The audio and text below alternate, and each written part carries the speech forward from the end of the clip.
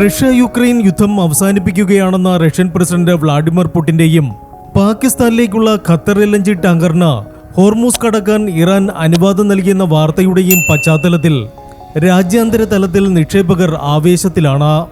ലോകത്തിനാവശ്യമായ crude oil ഉൽപ്പന്നങ്ങളുടെ അഞ്ചിലൊന്നും കടന്നുപോയിരുന്ന പാതയായ Hormuz കടലിടുക്കിൽ Iranian കപ്പലുകൾക്ക് നിലവിൽ US നാവികസേനയുടെ ഉപരോധം നിലനിൽക്കുന്നുണ്ട്. ഇറാനിലേക്ക് കപ്പലുകൾക്ക് പ്രവേശിക്കാനോ ഇറാന്റെ കപ്പലുകൾക്ക് പുറത്തു കടക്കാനോ സാധിക്കില്ല. ഈ സാഹചര്യത്തിലാണ് പാകിസ്ഥാനിലേക്കുള്ള ഖത്തർ LNG ടാങ്കറിന് ഹോർമൂസ് കടക്കാൻ ഇറാൻ അനുവാദം നൽകിയെന്ന വാർത്ത വരുന്നത്.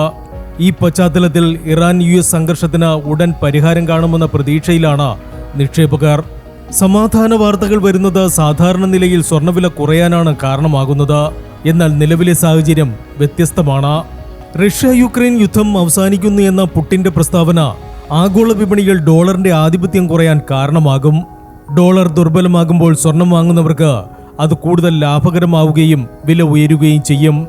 ഹോർമൂസ് കടലിടുക്കിലൂടെ ക്രൂഡ് ഓയിൽ ഉൽപ്പന്നങ്ങളുമായി കപ്പലുകൾക്ക് കടന്നുപോകാൻ അനുവാദം ലഭിക്കുന്നതോടെ ആഗോള ഊർജ്ജ വിതരണം മെച്ചപ്പെടും. ഇത് ക്രൂഡ് ഓയിൽ വില കുറയാൻ കാരണമാകും. എണ്ണവില കുറയുമ്പോൾ പണപ്പെരുപ്പ ഭീഷണി കുറയുകയും ഇത് അമേരിക്കൻ ഫെഡറൽ റിസർവിന് പലിശ നിരക്ക് കുറയ്ക്കാൻ അവസരമൊരുക്കുകയും ചെയ്യുന്നു. പലിശ നിരക്ക് കുറയുന്നത് സ്വർണത്തിന് വലിയ തോതിൽ ഡിമാൻഡ് നൽകും.